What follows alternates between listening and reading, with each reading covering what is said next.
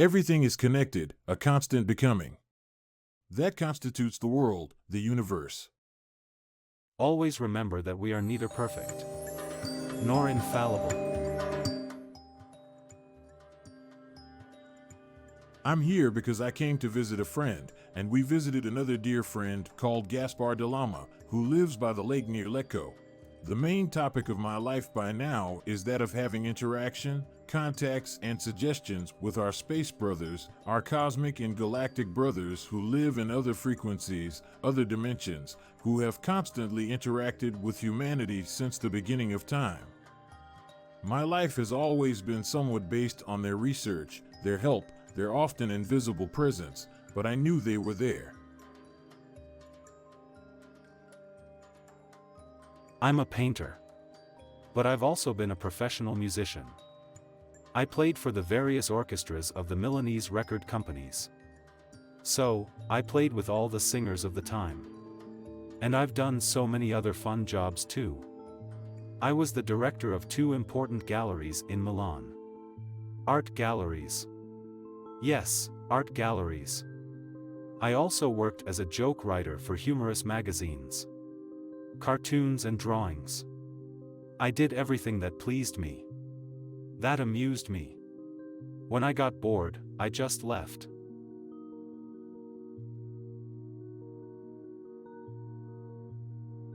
I've had a very pleasant life.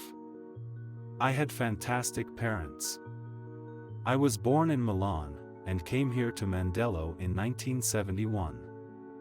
I left Milan, so I also quit my job, and by chance, they offered me something I did quite well. Playing tennis. They offered me a job as a tennis coach at the sports center in Mandello, and I said, let's try this too. I'm the daughter of a musician, a conductor. He went to San Remo, he brought his music, he was a composer. The artistic director of Durium, a Milanese record company. Well, as a child I wanted to be a ballerina because I was passionate about dancing, but with the war and everything I couldn't study, and so I dedicated myself to painting, but I also liked singing. Then I began painting at 16, on my own. I was self-taught. We met in an art gallery. We met at this art gallery where he was the director. And afterward, I realized she was a woman and I asked her to marry me. We got married, and had a son. I can tell you a little about my life. I was born in a somewhat particular way. I remember that I came from a point, and from some points of the cosmos from where I saw the Earth. I wanted to return. I said, I'll stop here. I'm not leaving the solar system. I want to go back to Earth. I did this over time. I couldn't do it immediately at my will. I had to stop and I said, no, I'm not leaving here. I have to go down to Earth. I have to return. I remember I waited a while, and in that cobalt sky you could see planet Earth as it is in the atlases, with its white clouds, the seas, the continents. A being approached me and said, but you know it's not easy? I said, I know, but I'm going down. So it said, okay, there's a chance, and indicated a point. There's a possibility that you can go down there, but you will take what comes. And I said, I'll take what comes, leave it to me. Unfortunately, I had some difficult years in my childhood. When you reincarnate and have memories of elsewhere, it's very difficult to assimilate them into your behavior with the people who are close to you. Because I would ask my first kindergarten friends, where are you from? Which planet did you come from? They looked at me, got scared and avoided me, and I started saying, oh God, they're not like me, they don't remember. And I was no longer able to do what I felt was my being, moving objects with my hands. When I was in bed and I wanted something, I did this, nothing happened, and I started crying. I said, I've lost all that I am. When I had to go to my first day of school, I said, okay, I'm going to school, but I don't need it, I don't need to learn. And they took my notebook and said, write the letter A, and I thought, no, this isn't possible. I didn't belong here and began to feel really bad. I didn't play with other kids or toys. I said, I don't need this stuff. My mother was a very evolved person. She always spoke to me about brothers she didn't understand. She took me to a psychoanalyst. The doctor took off her white coat before letting me in. I looked at her and said, I understand, but I don't have mental problems. I'm not a child, full stop. But it's not easy for an adult to understand this. However, in the end, after so much suffering, I normalized. I went to school, did my duties, but I didn't have contact with my heart. I felt very sad and got sick, a mysterious blood disease. We didn't know what it was, but I knew it was inner suffering. And I was about to die, until, when I was just at the end of my life, a schoolmate came to see me, because my desk was empty and they said, you won't see Luca anymore, he might be dying. So he came to see me and gave me back my life. He rang and came in, he saw me and said, what are you doing? Come on, come with me, and after 6 months I recovered. After that I re-entered normal life. I studied medicine because I really had the talent to be available to the brothers. We are all brothers and medicine is one of the means by which you can manifest this. I didn't find what I was looking for. There was little love. I saw people being treated with detachment. I stopped studying medicine when I was almost a doctor. My father got very angry and said, you're making a mistake. I said, Dad, I have to. He said, all right then, if you quit, it's up to you. It's up to you and we'll see how you do. So I started out as a hippie and went around a bit, doing odd jobs. I took a plane and went to South America, Central America, and there, finally in the freedom of conscience to be myself, I saw the pyramids of Guatemala. I toured Guatemala by bus, all of Mexico, and I found what I knew, that our space brothers left traces in antiquity. They drew things, symbols, because humanity is connected to them through a discourse of brotherhood and evolution. They give inputs that we humans have to process in order to follow a path of discernment. I returned to Italy because those times were very dangerous. In Guatemala I suffered assaults with pistols, so I went home and stopped traveling for a while.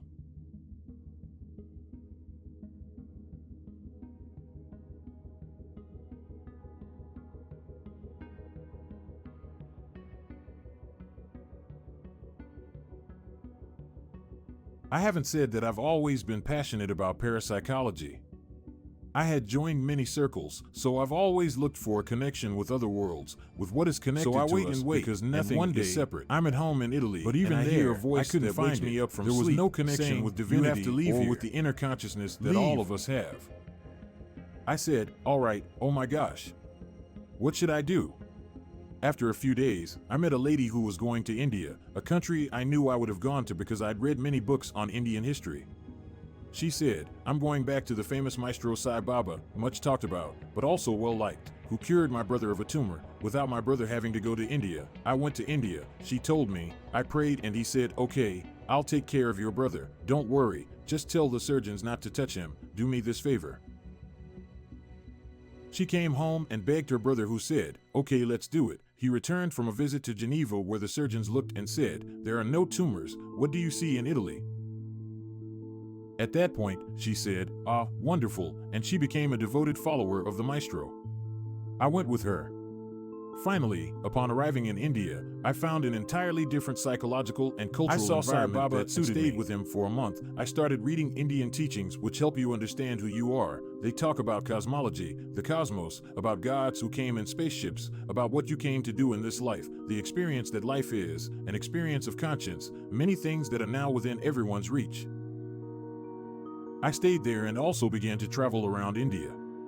One day, beneath a sacred mountain named Aranakula, the renowned Indian master Ramana Maharshi stated, whoever pauses at this highly charged juncture, the divine, God, will mend your karma along with all your disharmonious experiences using your divine essence. Thus, your suffering, stay in Aranakula for a few days, and you will witness a transformation. For the divinity, the guides, the brethren, they will reach out to you. Even on a psychical plane, a French lady I didn't know was doing Qigong. She looked at me and said in French, have you ever had your lives read to you? I said, I don't even know where. She hands me a note and leaves. It was the address of a great Indian seer, a Shastri, who had in his house, let's say, a shelf full of Sanskrit panels made of bamboo, where the history of the planet was written by one of his ancient Brahmins, an ancestor of 800 years ago, a Sri Shuka Nadi interpreter. You need to make an appointment, and mine was after a month. I went there and gave him my details. He went to the database, I gave him my codes. There he took some panels, came back and said, "Good, you are here," and I nodded. He spoke indecipherable English, so I struggled to understand. He said, "Well, at the age of 27, you stopped studying medicine and started traveling. Shall I continue?" And I said, "Continue."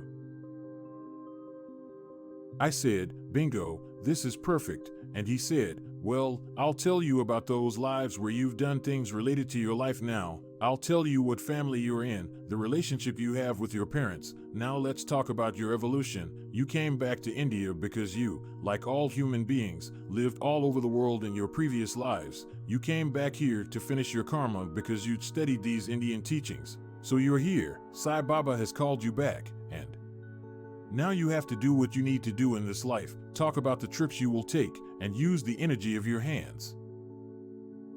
I said, "Me?"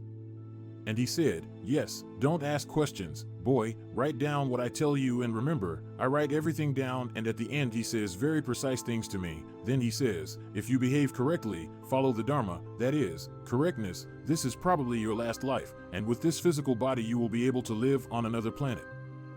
I said, "What?" And he said, "What's strange about that?" I said, "Well, if you say so, if I go to Italy and say that I can live on another planet with this body, they'll put me in an asylum." He said, "No problem." I said, "Okay, bye." He said, "I've said everything, you can leave, goodbye." I leave and say, "How wonderful, finally a contact with the cosmos." You see India and the cows eating garbage, the chaos, the noise, then you have contact with the cosmos and see that everything's connected, and a constant becoming, which is the world, which is the universe. So this thing really fortified me. I stayed in India for years and learned many things there. My first experience was with a certain George Roux. He was a Frenchman, who was the postmaster of Montfavet. He had a beautiful villa, he was married. With children. Who said he wasn't Jesus Christ, but the Logos, the incarnate verb to express things. He had taught, not just the two of us but all the disciples he had, how to lay our hands to heal. We also had that experience. It lasted 3 years. Yes. But that too was exciting, interesting. Interesting, then nice to be able to heal people.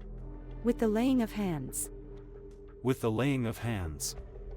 There were about 30 of us in Milan. We had an office in the center. There were also some journalists. We got into the newspaper, lots of people came. It was clearly destiny we went there. It was destiny, and then there was friendship after this experience. After friendship, Osho. With friendship, we were also passionate about UFOs, both of us, yes, because I was 16 when the Corriere della Sera said on the whole front page in huge letters, "The Martians have landed." I said, "Oh God, what's going on?" But I didn't find around me, I don't know, friends who had this enthusiasm that I had felt. Nothing. It was never talked about again and the papers never talked about it again. There was silence. Yes, total silence.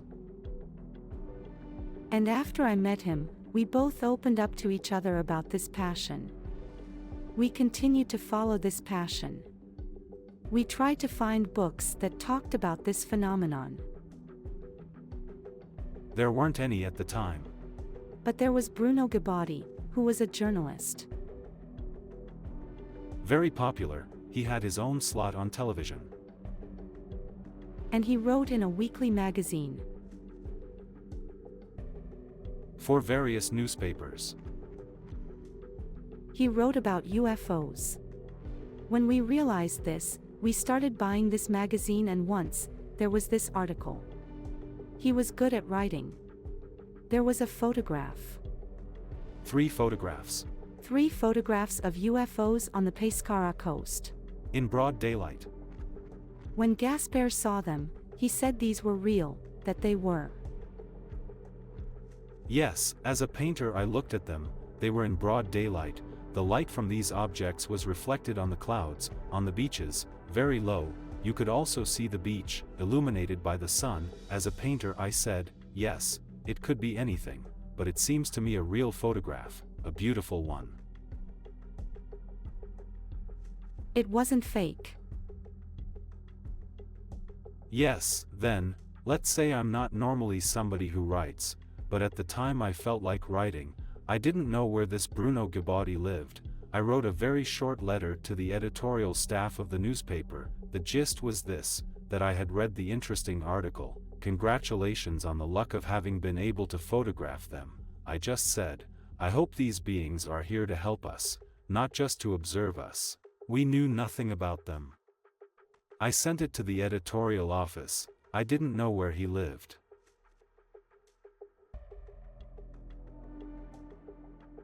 Time for it to arrive. 2 days later, I received a telephone call. It was Gabaudy. He said to me, I received your letter and would like to meet you. I had put my address on the envelope and he found my number in the Milan phone directory. And he said, I live in Asti, in Piedmont. I'll be here for work for 3 or 4 days. We can meet if you have a free evening. To which I said, I'm free tonight. Then he came over and we met. What he shared was undeniably captivating. However, he provided only a limited glimpse into the friendship group, of which he was undoubtedly a member. He left much unspoken, withholding substantial details from us. He talked about flying saucers in general. The word UFO had not yet been coined. My mother was there too. We spent a very fun evening.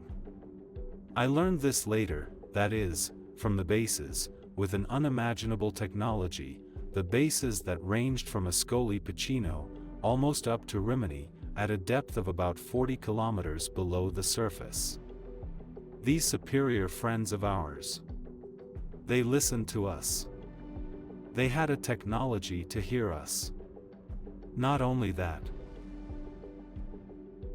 they could verify our emotions and everything, even our unconscious. He came 2 or 3 times.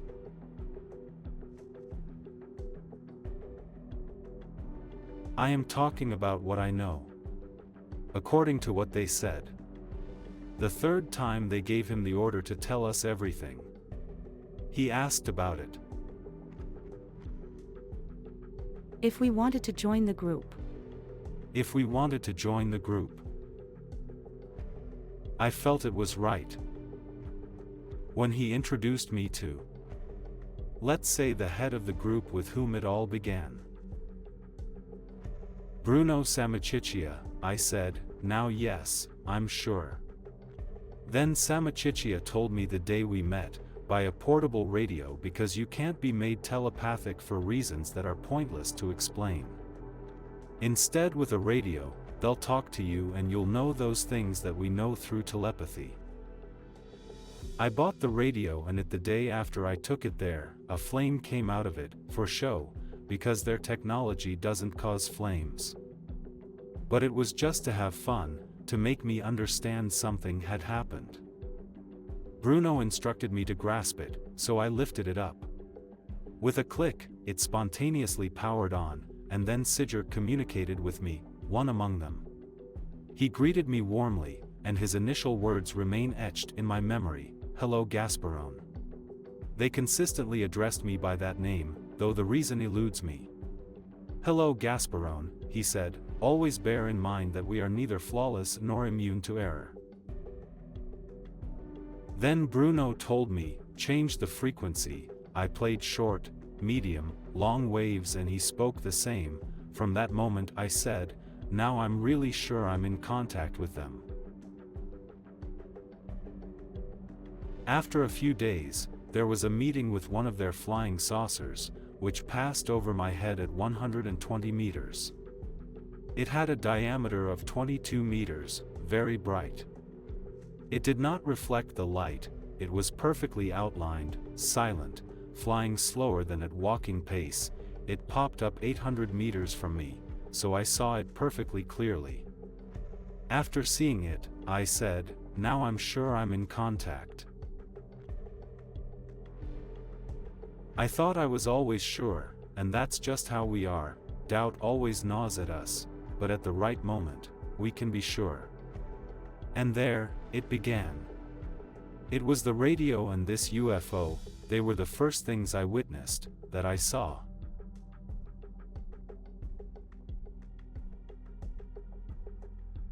Then we saw lots of them, many of them several times, some of them we saw only once, but they were real, and we remained in friendship for 6 years, a little more, a little less.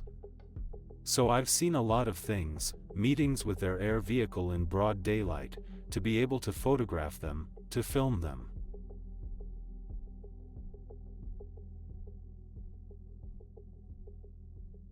But nowadays a photo isn't proof, it's nothing.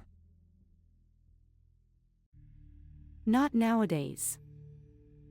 I have been to a Himalayan cave where we had contact with the brothers flying over. I had apparitions of maestros there. Inside all of us is everything. You just need to extract it and block your mind. It's your worst enemy if you don't know how to use it. Those were my Indian experiences for many years. I also had visions of spaceships. Indian maestros tell you of origins from elsewhere. They talk about the gods coming with the Vimanas, contact with the devas and apparitions, so this is their story, but unfortunately we have had other mechanisms of power who manage humanity towards a level of ignorance of these things, but it is within everyone's reach now.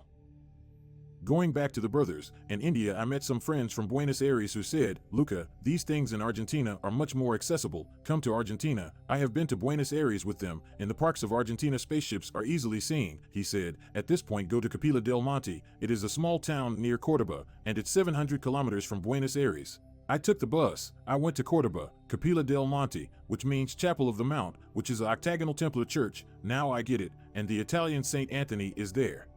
With his purity and the lilies and everything makes sense, ancient Mason studies, contacts, you stop at Capilla del Monte and make your first contacts with them. I had a phone number of a friend I didn't know. I called him, and he asked me where I was. I was sitting outside a bar at 2 in the afternoon. He arrived after seeing me and said, "All right, what brings you here?" and replied, "For them." That evening at 9, he came to pick me up.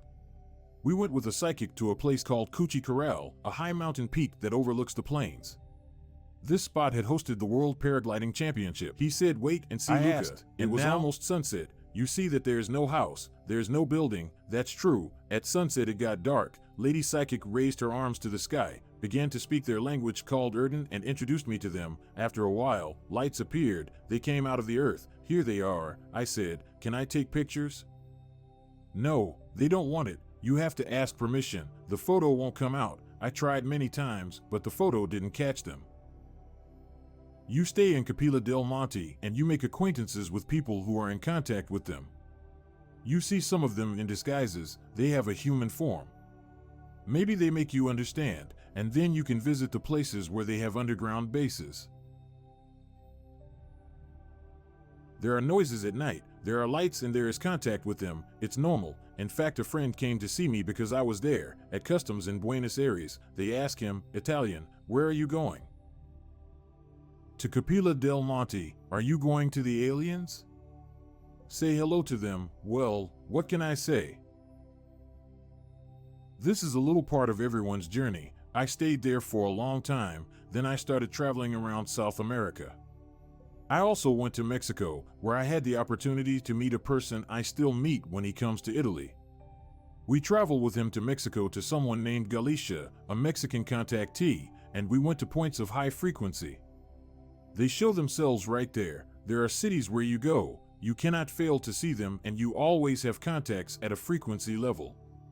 Unfortunately, we are not allowed to learn about this at school, even though they teach children meditation, contacts with other dimensions, management of the mind, our character, our possibilities. We will have contacts. It is we who unfortunately exclude them. They never wanted to admit that there are beings who come here to assist us, beings who have been present for millennia. Their arrival isn't confined to just this century, evidence can be found in ancient chronicles as well. Now they have intensified. Now there are many more, but America has never wanted to say these things. They had contact with Eisenhower, it's also on the internet, they say that they can be seen. We too have seen them. There was contact between Eisenhower and them.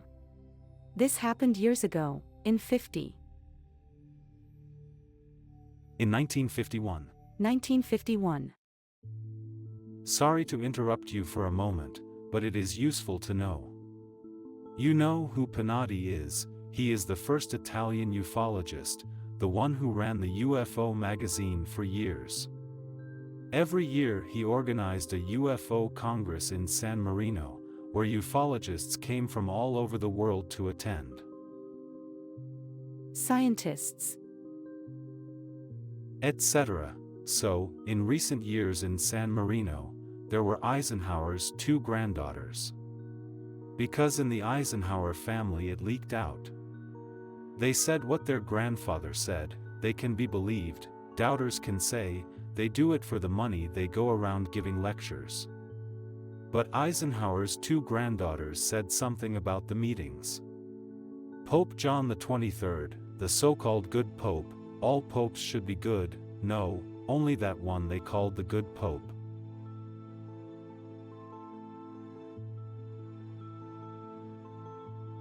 many were bad. She's just joking. The good pope was in all the newspapers. I read about it in English newspapers. In the gardens of the Vatican, he had an encounter with one of them, who came out of a bright globe, in broad daylight. Pope John XXIII was with his secretary Capovilla, who confirmed this. They were to one side, with the Pope on his knees, speaking, with this being for the quarter of an hour. He said the good Pope was crying.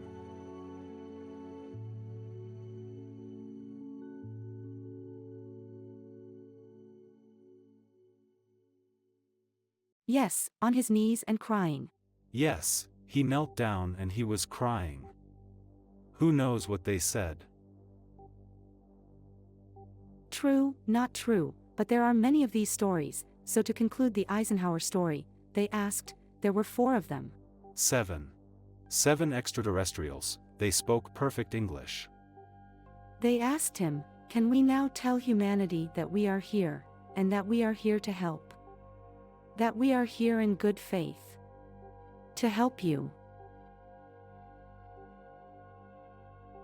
And so Eisenhower replied. He says it's premature. It's premature, it's not the time yet. And they respected him. And they said, well, then that means we'll do our thing person to person, we'll work. We'll continue with our system, respecting free will.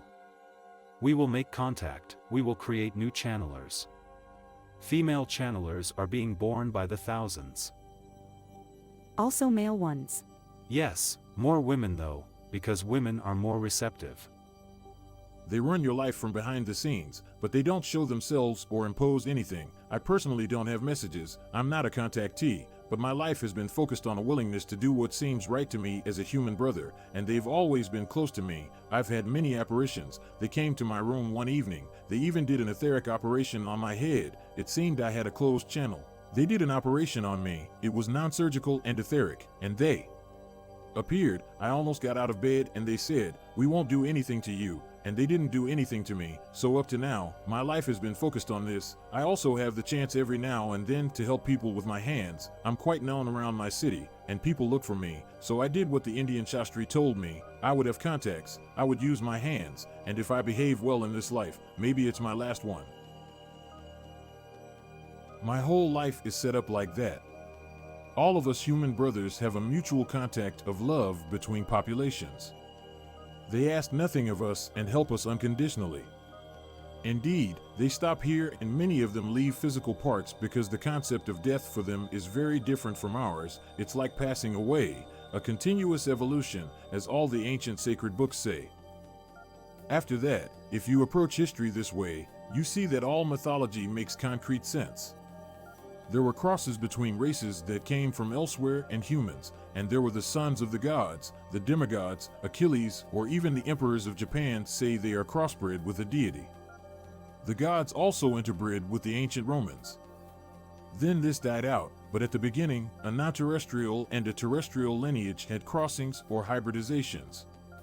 This is a fact, which many shrewd scientists or many secret services know about, who unfortunately prevent people from knowing these things. I'd say that now it's becoming more and more evident.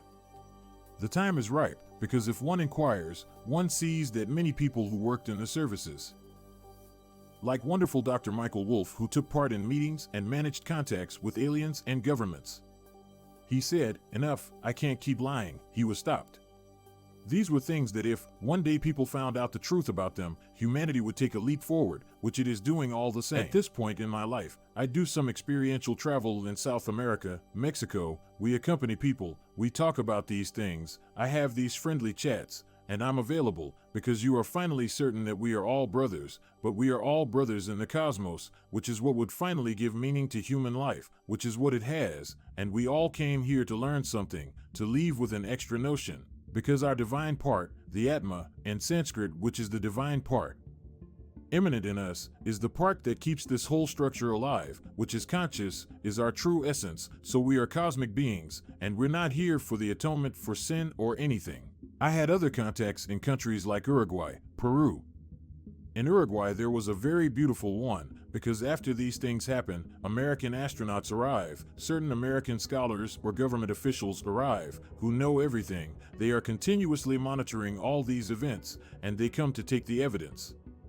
In Argentina, a contactee told me that once they saw a UFO fall, they even went with a small plane, damaging it to look for the UFO. Shortly after the American soldiers arrived and sent the Argentines away, they said, "No, we're in Argentina, we're in charge," and the American military said, "No, we're in charge, leave." In Uruguay, and they took everything away. Sphere came out of a tree, on a farm called Estancia de Aurora. The astronauts arrived to study, for reasons of interest, because underneath there are bases, in the whole world there are their bases. The Popocatépetl volcano, go to the internet, you see that it is monitored 24 hours a day, by infrared government cameras. They do it to keep the volcano under control, but they see that there's a traffic of spaceships and motherships which are cigar-shaped. One can be clearly seen, which is 1 kilometer long, which comes in flying, and descends perpendicularly, enters the active volcano because they have bases down there, on other frequencies, and so the volcano doesn't harm them, but they are there. And monitor continuously, for the good of the planet and ours, because the planet doesn't belong to terrestrials, it belongs to everybody, and has been inhabited since the dawn of time by galactic populations, the Sumerians, as we said, and all ancient history speaks of them, the Mayan calendar. If one had a moment of calm and mental freedom, if you study the Mayan calendar, it's a galactic, synchronic calendar. It's based on what a galaxy does on its entire circuit, the precession of equinoxes. The 26,666 years speak of a complete revolution around a center, the nucleus, which is pure consciousness. For every galaxy, there is a god, and every galaxy there is an emanation center of consciousness called Hunab-Ku. This center emanates impulses that activating the frequencies of all the peripheral solar systems, and those closer to the center, activates consciousness. There is a continuous expansion, a calendar that is based on what a galaxy does, I'd say, is not terrestrial, it's enough to see this, but unfortunately, we are a little blocked in this. The experiences that one can have is that of going around looking for contacts with these cultures, and the signals will come to you, because frequencies of brothers of love are always near us, and they are constantly near us, the angels, the ascended masters, beings who live in other frequencies. We are never alone, just ask, as they said, ask. I would say that in essence this is my life. And then I had this experience with superior friends, let's call them that. We also became disciples of Osho. He had captivated us. He was a very funny and profound maestro. Additionally, he said 95% of the things they said.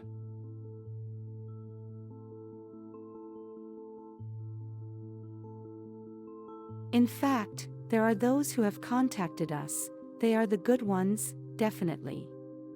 Because they have always treated us well. But there are another kind of extraterrestrials that are negative. And they are on this earth. They always have been.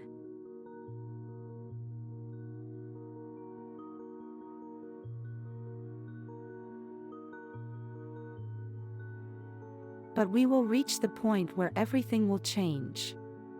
The negative ones are already leaving. The most important ones, those who ordered to do all these ugly and negative things, they have finished acting. This is what they told us, so things are changing.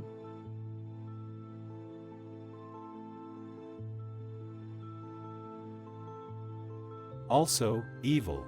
We need to talk for a moment about what this evil is, otherwise it seems like it's the Almighty and the devil. No, the devil can exist as a symbol, he can exist as negativity. But the devil doesn't exist as master of hell, there is no hell. So the truth is not part of this world because we cannot even conceive all truths.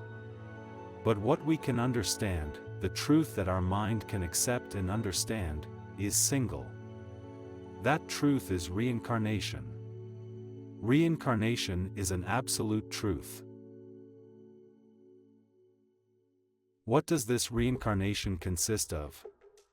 The transition from one dimension to another. These are things they told us. Things that we can understand. Then there are things that we cannot understand because we are not yet aware of certain qualities. Certain laws. Energies, certain laws. Energies.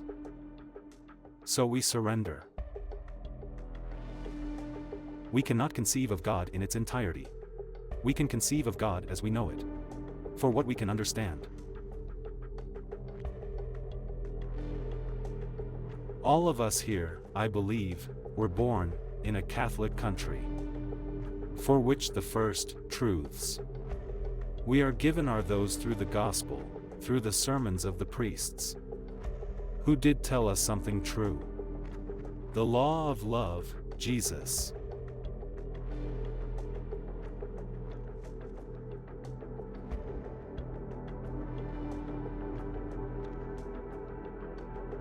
There are many true things, some have been distorted for convenience. Some forgotten. Forgotten, some certainly mistranslated. I don't know if you've heard of Biglino. Biglino translated the Bible from ancient Hebrew. It's full of intended and unintended translation errors. It was convenient for them, one hopes that they are errors, otherwise.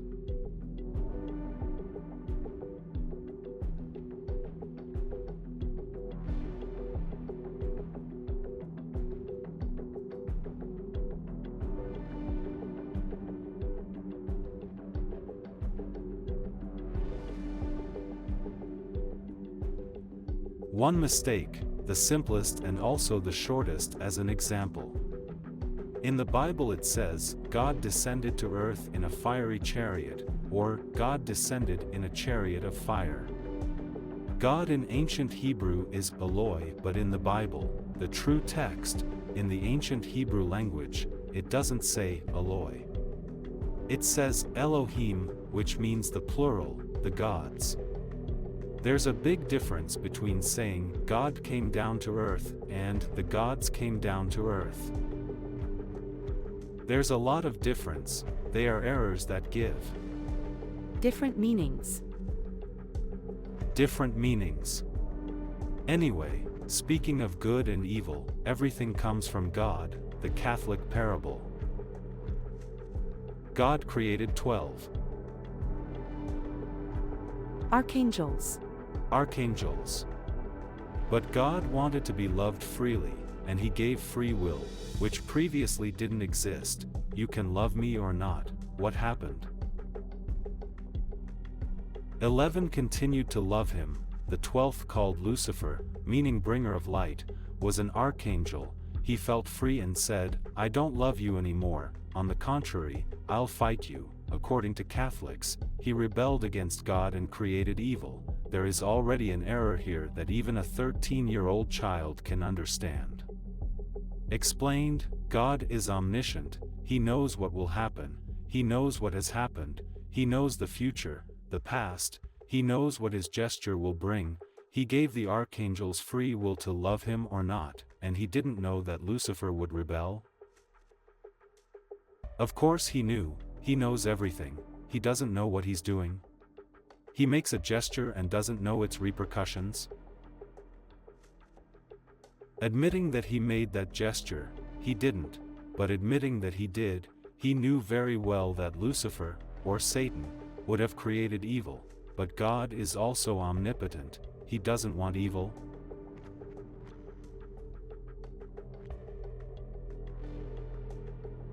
Does he do something that will make Lucifer a good person again? No, no. He lets him create evil, so evil.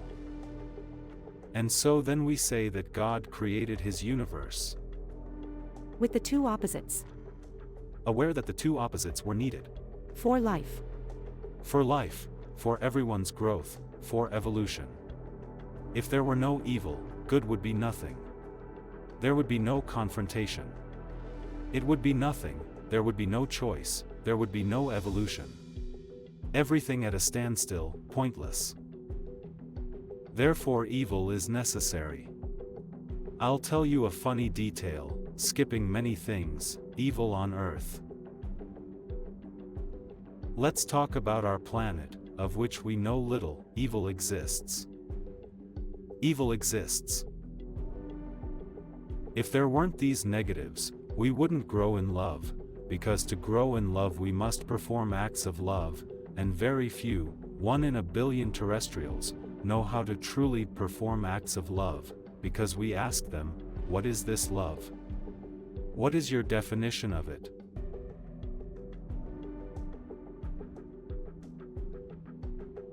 And they told us, love is that thing that begins where logic ends. Love begins where logic ends.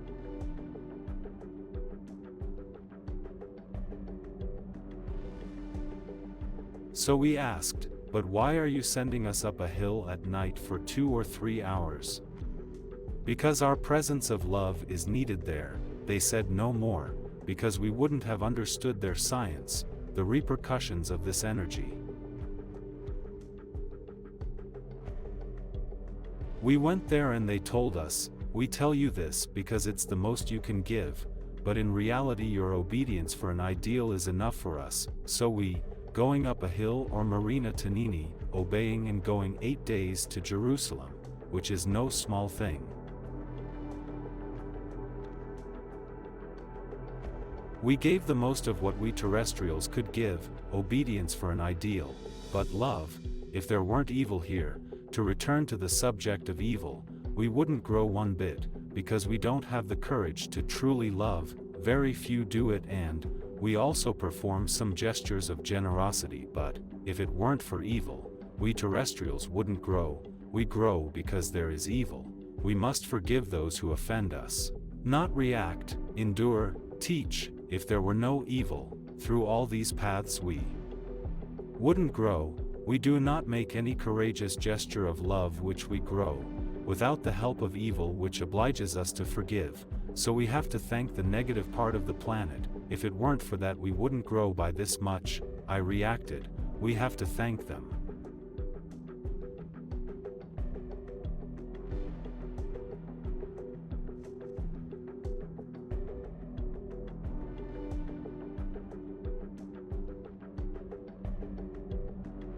If these rulers of ours hadn't exaggerated, we wouldn't have reacted. We have to thank them. That's true. So, evil is necessary.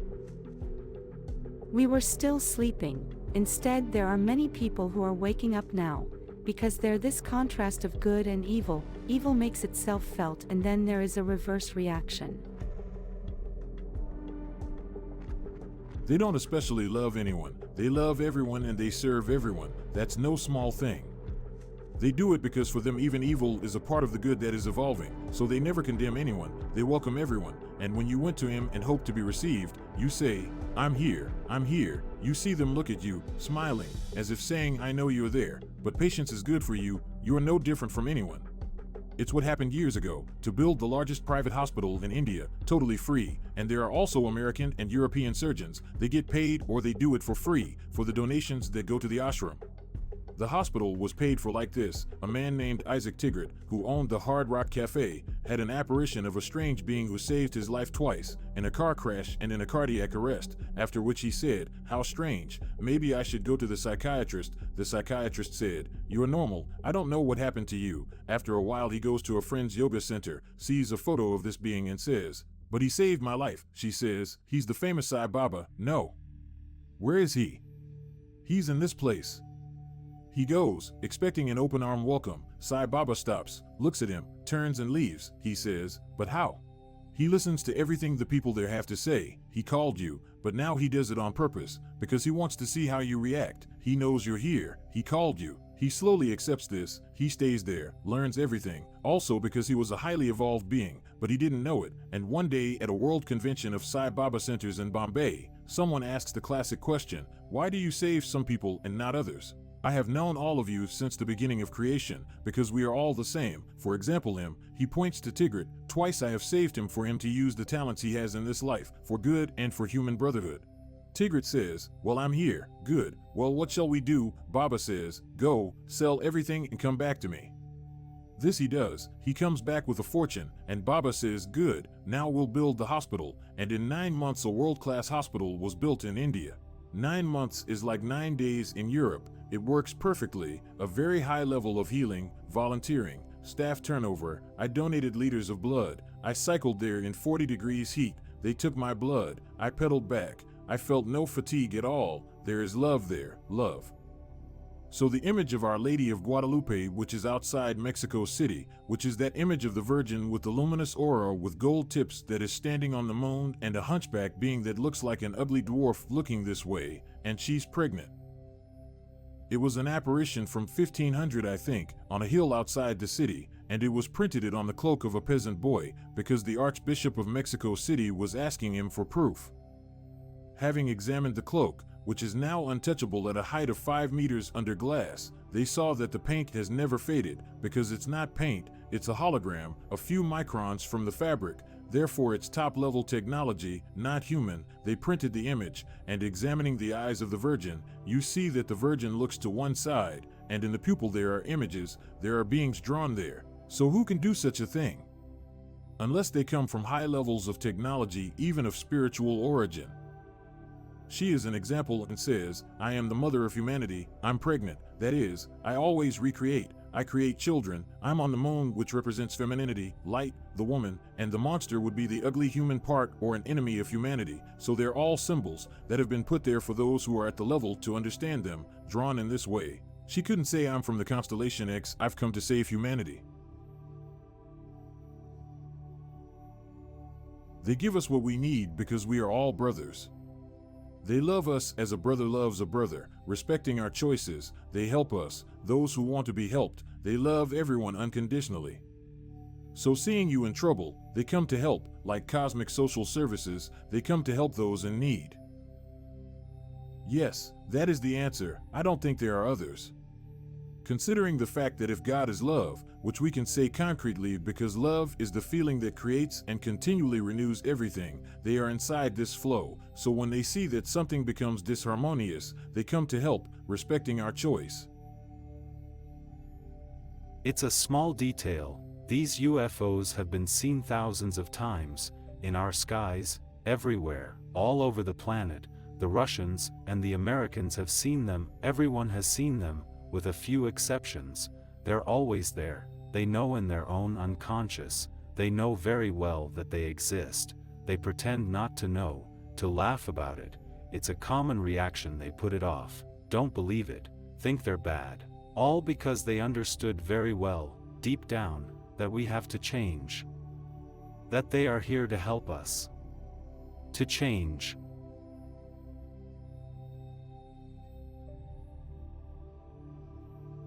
Sooner or later, as soon as free will allows it, they'll make themselves clear.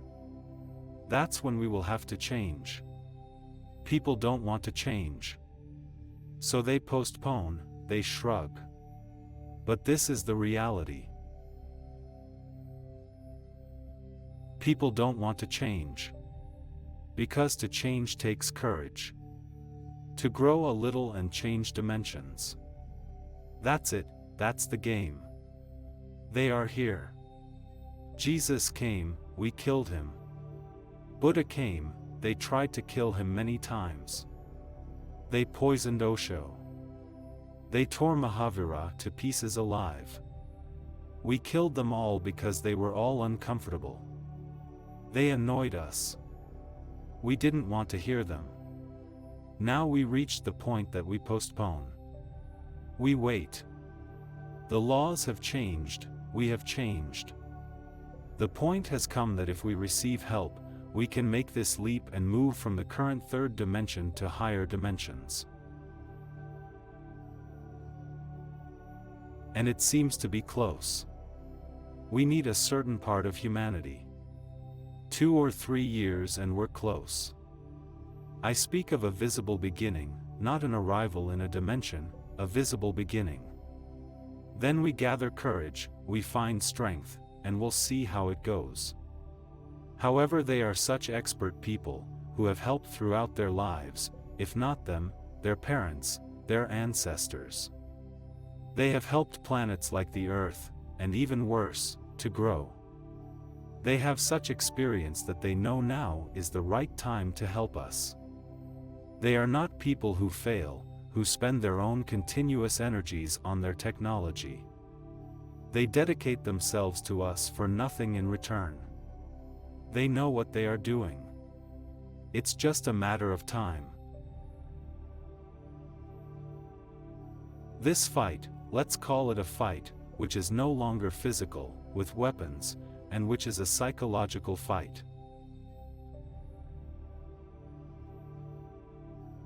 It is a fight of energies. Divine energies, of divine energies between good and evil in our galaxy. Let's stick to our galaxy. It has already been won by good, only that the repercussions of this victory on certain planets such as the Earth, will occur in due time. When we can understand them, we will be able to accept and enjoy them because our psyche, our culture, is not yet ready to accept certain truths we wouldn't understand, because certain truths are accompanied by technological effects that in our hands, some of their technologies would be dangerous.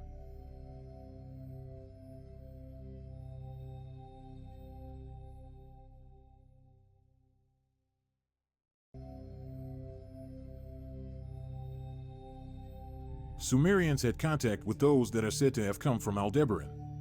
In southern Mexico, they had contact with those that came from, I don't know, from the Pleiades or wherever. They educated humanity and left. I think that's part of the game too, that creation also relies on someone planting seeds, creating something, watching it develop. Then it seems that those mediums who had contacts like Maria Orsic, who gave the technology to Hitler, said she connected with the Aldebaran, who gave the technology to the Sumerians. They gave the technology to these mediums, and the Nazi technology used it to make war, so everything is mixed up a bit. One should really have contact with them, or at a high level. Here the great cosmic masters could explain it to us. We see the effects here, but we don't see the source.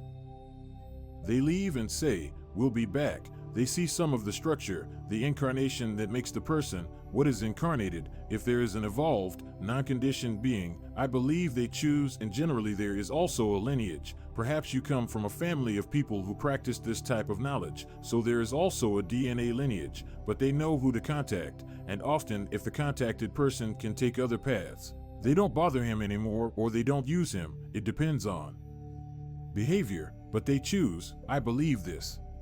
Indeed, I'm aware they exist. I've witnessed them on numerous occasions.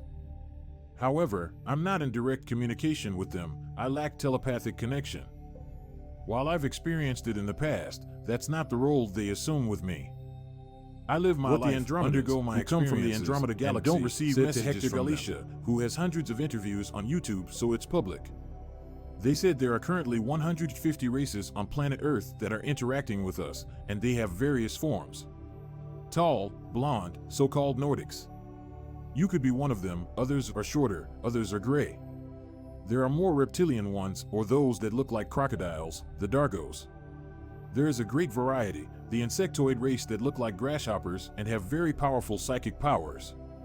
Various types developed according to the environment in which they live. They developed a form. Consciousness takes the form of the context it is in. A Russian truck driver saw a spaceship one night, somewhere in Russia. He approached it. A Cyrillic inscription appeared outside the ship, with the words, "Approach, don't be afraid, we're friends." He approached and a bar of light came out of the spaceship with the words, "Hold on to this, you can enter." He did it. Incredibly, he entered and the beings that were inside, completely positive and good, were amorphous.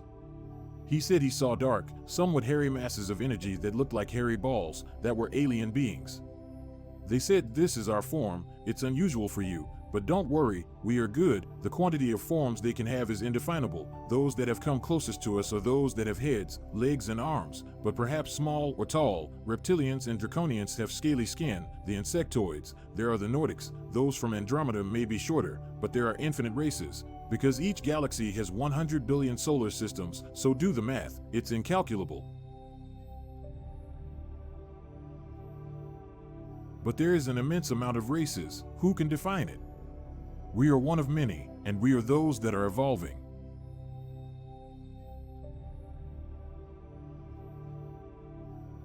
There is a constant growth of people who come into contact. In Turin there are contactees who are in contact with an extraterrestrial race which is at the entrance to the base under Monte Musine, a mountain near Turin, with is an enormous iron cross, a tombstone for the Madonna. Below is the entrance to a base. They are in contact with these beings who have said some very interesting things. This group came here, a very small part of this group, to get to know us and to bring this thing to us.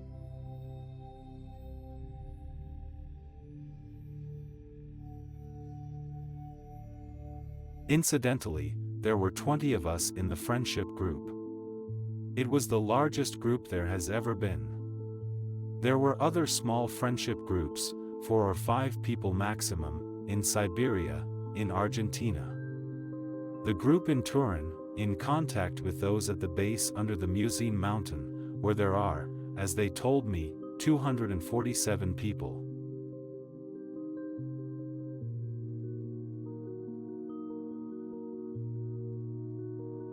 They gave us, because we deserve it and the time has come for us to be helped, they gave us techniques to cancel, where possible, negative energies on the planet.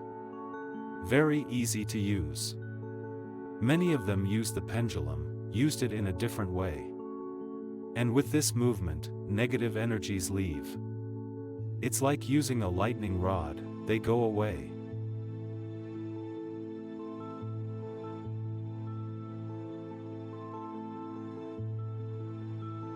They brought this to me, under their direction, because meditating, I put my hands here, and my meditation increases in potential.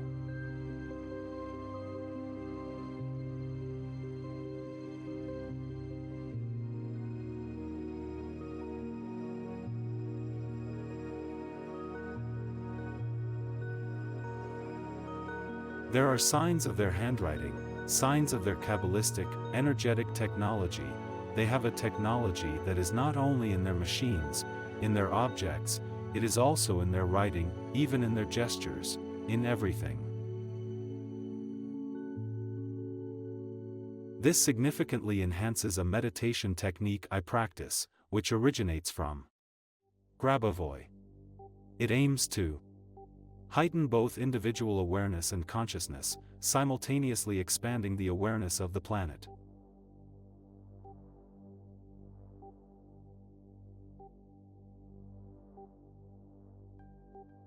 I don't know if you know who Grigory Grabavoy is. He's Russian, he created numbers, a numerical homeopathy. It comes in ancient times, from the Sufis. Just think, the Sufis created a numerical homeopathy. We are talking about the time of the Quran, of Muhammad, even before homeopathy existed, the one we have, that works, that can also be bought in pharmacies, that has been proven. This numerical homeopathy was created by Grabavoy, knowing that the Sufis had had this inspiration. These here are inspirations that come from above, it can't be anything else. Returning to Grabavoy, he did some numerical meditations, that I do, and which serve to increase my consciousness, my awareness, and of all the inhabitants, like me, good and bad, who are on the planet. It may be little, it strengthens it. If you do your meditations, with this thing here, you empower them.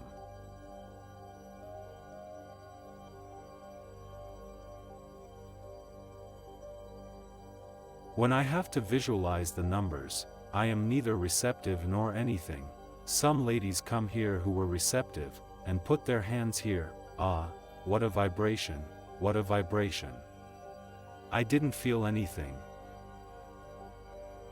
But when I do my meditation alone, the numbers come to me, I visualize them, with some effort, but if I put my hands they come immediately.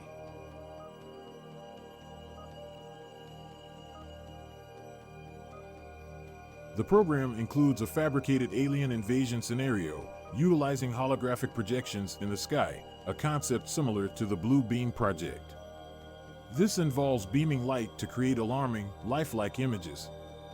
The narrative suggests that this orchestrated event could ostensibly save humanity from a malevolent alien invasion, prompting us to express gratitude to those who seemingly protect us while keeping us under control. Once executed, this stratagem would limit their alternatives, given the ongoing awakening occurring despite their efforts. If claims are made about both the existence of aliens and their malicious intent, it becomes evident that a substantial deception has been perpetuated. This realization would spark widespread research and investigation, ultimately leading to an inevitable awakening. This fake alien invasion the cyclical nature of existence and the Earth's progression, but even this won't help to stop the discussion, because it's foreseen. If a nuclear war happens, which I doubt, because they won't allow it, they will stop something, so I'm absolutely calm about this. Times will also be tougher because they will always try to make humanity live in a worse way, because thanks to forcing emergencies they will be able to stop flights. I don't think it will last long, but the program exists. A false alien invasion, the Blue Beam Project. They can make any types of shapes they want in the sky, even among us, so they can already make clones, robots that look human but aren't, so they have this power, but it won't help. I am totally unworried, but it's there as an idea, to show how stubborn they are. But don't worry, but they know that they can't win, because you can't stop the universe. This is also the evolution of planet Earth, also because all the Brotherhood is on alert and they are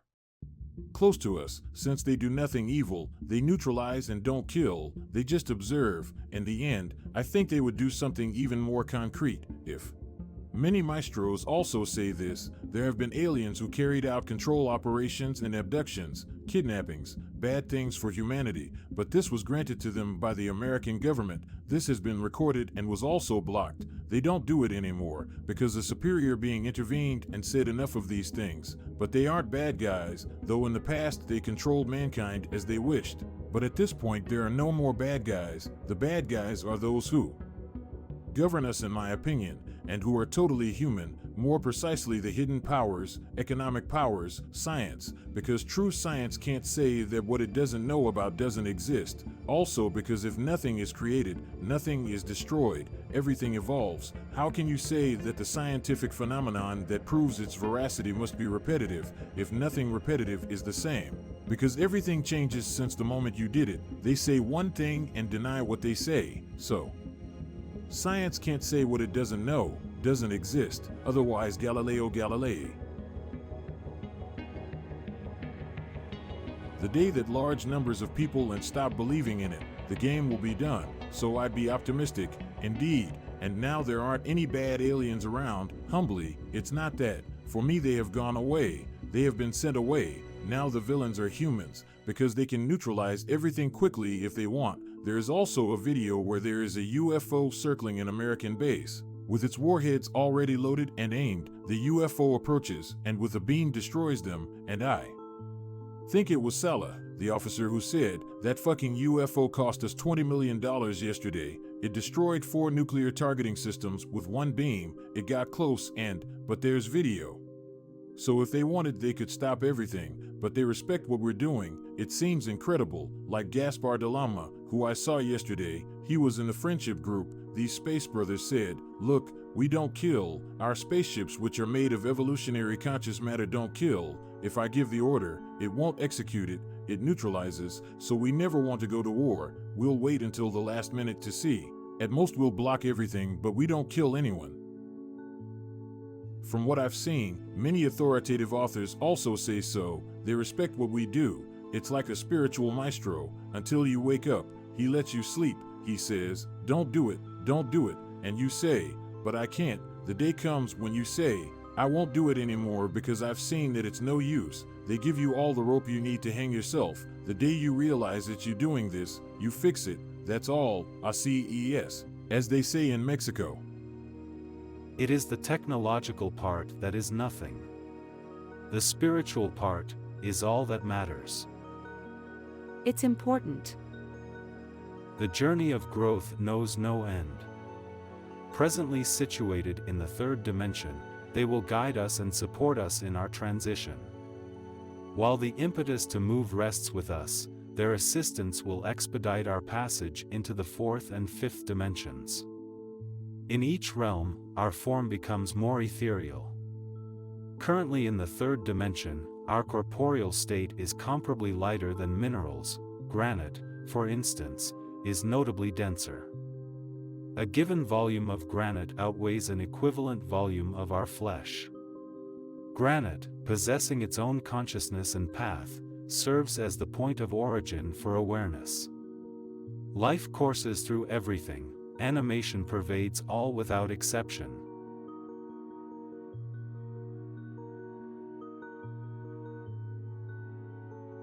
Whatever you see in the world, it's all animated. Minerals have their own awareness, lower than ours.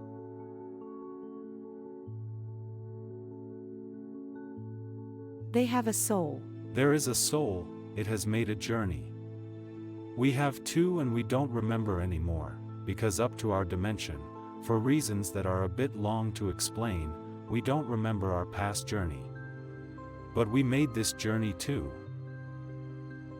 In a nutshell, and to simplify greatly, granite follows a path. Let me reiterate, this is a highly simplified explanation. Granite embarks on a bold journey, transforming into a diamond.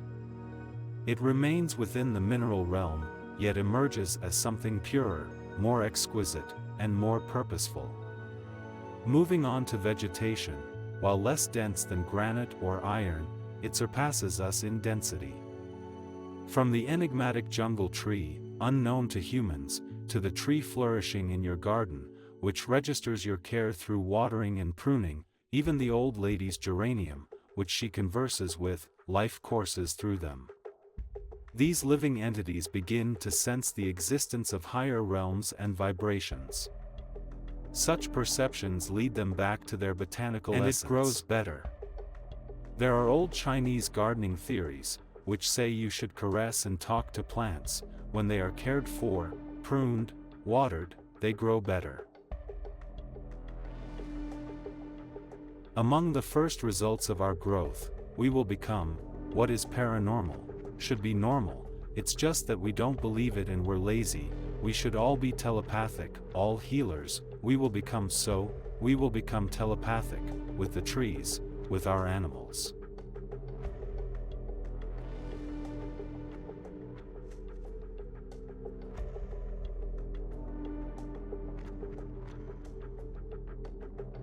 Listen, I wanted to say there's a verse, a proverb that says, God sleeps in the mineral, dreams in the vegetation, he wakes up in the animal and becomes conscious in man. This is precisely the summary of this whole thing, this evolution that started from the mineral.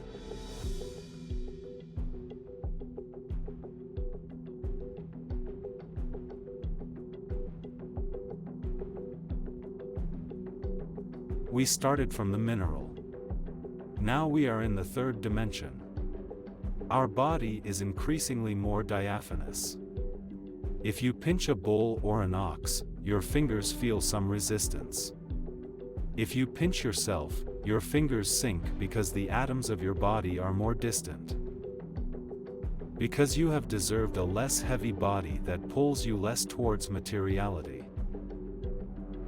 Towards instinct. To the material instinct, let's take the most banal example. The more matter is dense, the more it pulls you down, the more diaphanous it is, the more we dominated. The V-50 success, which were from 2.5 to 3 meters tall, neither thin nor fat. They weighed from 22 to 24 kilograms, because the matter was much more diaphanous. They weren't transparent.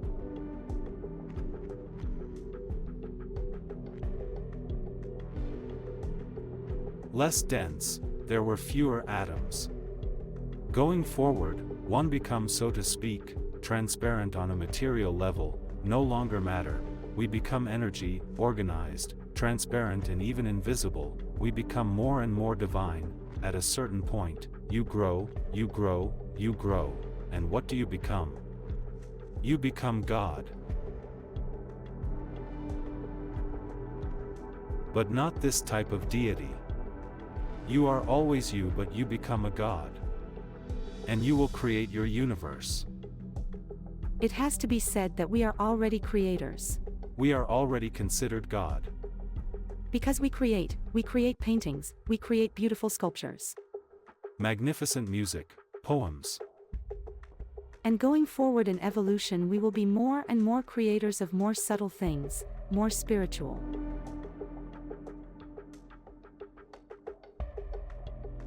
With more love. What does "we are all one" mean? The simplistic discourse of the energy that created all the universe has a single source, so we are an emanation of it, therefore we are all one, and it's true, but we are all one in the deepest sense of who we are, and being able to understand this, embracing our deepest part of light and love, which is what originates all that exists, as it is manifested, because without going into complex things, when they tell you the universe is a manifestation of creative thought that has no form, it is an intent to duplicate itself or to emit something that becomes a vibration, that you begin to understand something, as much as you can, because it's impossible, but the fact of having had a single origin from a single, let's say feeling, or harmonious state, which is love, should make us understand that we are all the same form, that has evolved in different ways according to the frequencies it has taken, because when an ego, a body, becomes an identification, it becomes self-referential. Manages itself according to need, from where it was born, in which family tree it entered, so there is a management there that becomes personal on its own, but our innermost part is the same, thus managing to pay less attention to the superficial and peripheral layers of what we are, accepting the defects of others, not suffering them, but trying to understand, forgiving, because obviously each of us has our own problems, and I don't know the problems another has, if I'm immediately antagonistic, I create tension and the other rightly reacts. Then we separate more and more from each other, to think that others are all like you, and have problems that I don't have, maybe they are worse than mine, and I start to become more open, more compassionate. That is, I can understand, I don't react, and if I don't react, I don't emit a frequency of hostility, and the other doesn't react to that. Therefore we do everything, which is linked, but to very little freedom of choice exists, and it changes when I become aware that all that exists is a divine part that is in me, which has no type of identification, so even free choice ends, because it has nothing to choose. The need to choose ends.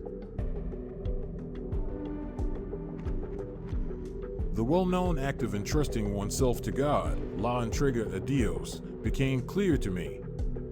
I realized that within me lies a facet I've never truly comprehended. Allowing it to manifest, when it unfurls and communicates, my thoughts and self-identifications dissolve. I permit it to exist without being tethered to identity. Thus, God is a I being observe who, events from a through his detached entire standpoint. journey, I'm not from mineral ensnared to by himself, them, but rather has I understood that experience the most them. beautiful, most exciting, most wonderful, most divine thing is evolution. It is the absolute, cosmic orgasm, to evolve. So if evolution is the absolute maximum orgasm,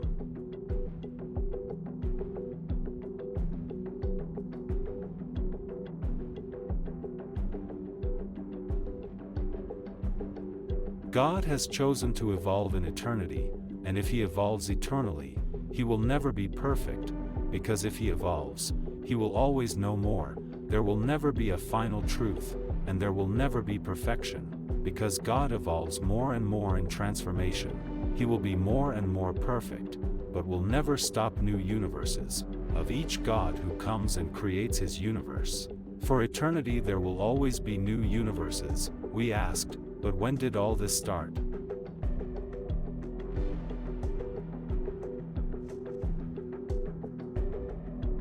It's always been like this. Always. And it will never end. What purpose does it have? Because Osho said the same thing about the multiverse, as he called it. And we asked Osho, not them, because we weren't in friendship yet. In Osho there were about 3 million disciples. There were those a little more intelligent than the others, and they asked questions that I wouldn't have thought of. One of the questions was, but what is the purpose of all this? Osho's response, it has no purpose. If it had a purpose, everything would be horrendous. The beauty of love is that it has no purpose. If a gesture of love had a purpose, it would be horrendous. I perform this gesture, because then you reward me, so others can see how generous I am, because this is how I grow in love. Well, if I made gestures of love for these purposes, it would no longer be love. Love is an outburst. It's an outburst of joy without cause, so all this has no purpose. It's a game, it's an outburst of love that has no purpose. If it had a purpose it would be. Purpose is mental, because that's the story. The mind is the seat of the ego. Enough with the mind, we need to be a little less mental and a little more childlike, less mind and a little more trust in the fairy tale. Less rationality. A child believes in the story of Little Red Riding Hood, he believes it. Jesus said, "Have faith like these children, otherwise, if you are not like these children, you will not enter the kingdom of heaven." So when will we have that faith? When? They always tell us, you must be optimistic, always think of the good, because good energies come out from these intentions, from these ideas. We don't know the energies that goodness and optimism move, and they are the ones that make us grow until they can make us do something beyond a certain limit of free will. But then we are afraid. It is fear, so much so that if you look at those who govern us, the paradigm is no longer love and hate, it's love and fear. They keep us in fear, the impending wars, the atomic bomb as the sword of Damocles. They make us live like this, we all fall for it.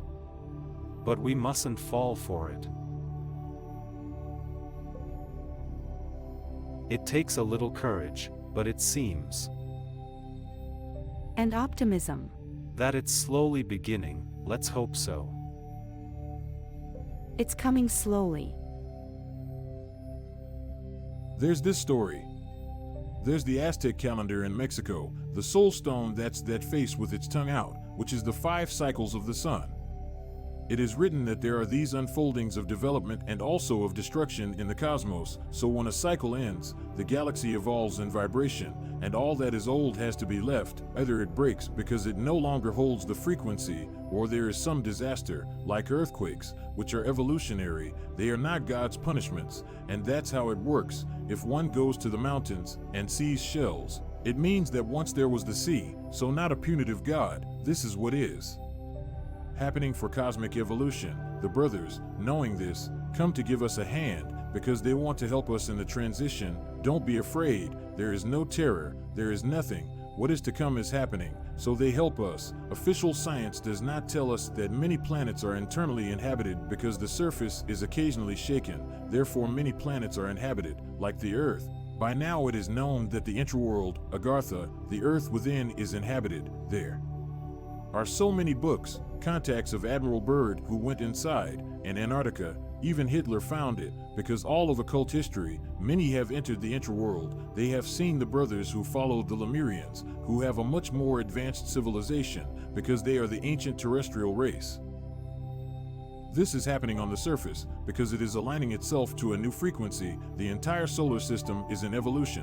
When the sun starts having sunspots and flares, it is activating the planets, so it is a frequency of evolution. Knowing this, the brothers help us, so that we don't despair. We don't then do wrong things, because those who know that we are coming out of the cage want to keep us there. And they play their last cards, that we see abundantly. Not only that, but Indian Sacred science tells us that in the cosmos there are points or star systems that emanate an evolutionary frequency of awareness, and as everything is a cycle, when we lose contact, in our solar system the star Sirius B is the star that emanates awareness, which most of the descending maestros come from. When we move away and no longer catch the rays of Sirius's awareness, the earth falls into darkness. In the famous Kali Yuga, the detachment from the divine, unbridled materialism, violence. But this too, in its cycle, the influence of Sirius B returns, and the Golden Age, Satya Yuga, the truth will return. This too is a cycle, so when they tell you, look, all this is a cosmic game, there is no laughing at it, it's the truth, to be interpreted. Everything that happens in the cosmos moves by itself, so evolution is also part of perturbations, problems, but perturbations are pushed forward. So even certain races that have used the planet, feeding on its energy, especially fear-like, now are doing it for their advantage, but it becomes our advantage too, because in the end humanity will wake up. It could be said that good and evil are the same thing, seen from two different viewpoints.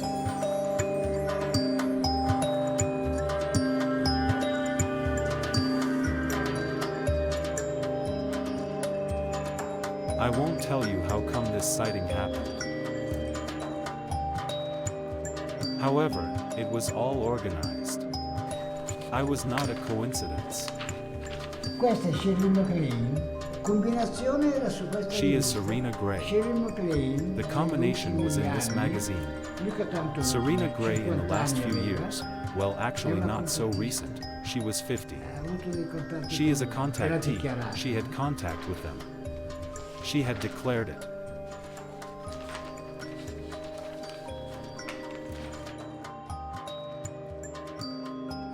Here it starts. I am in this article. This is me back then.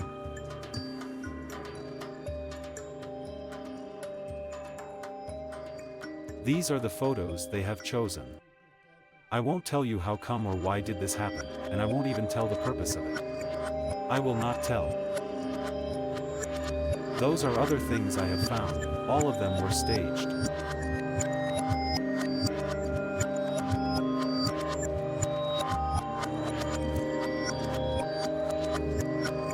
Here we are. This is Monte Silvano. You can see it very well. This is in Pescara.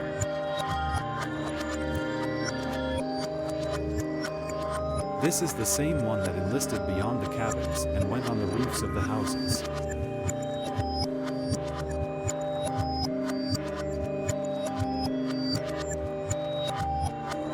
You really can see it very well. Here we are in Trento, a small town near Milan, in the province of Novara. 5 to 6 kilometers from Milano. The thing you were telling us before. Yes. Did you take these photos? He took all the photos. Yes, can I turn page? Yes. And this is the last one. This one is undeniable. I mean, you can see it clearly.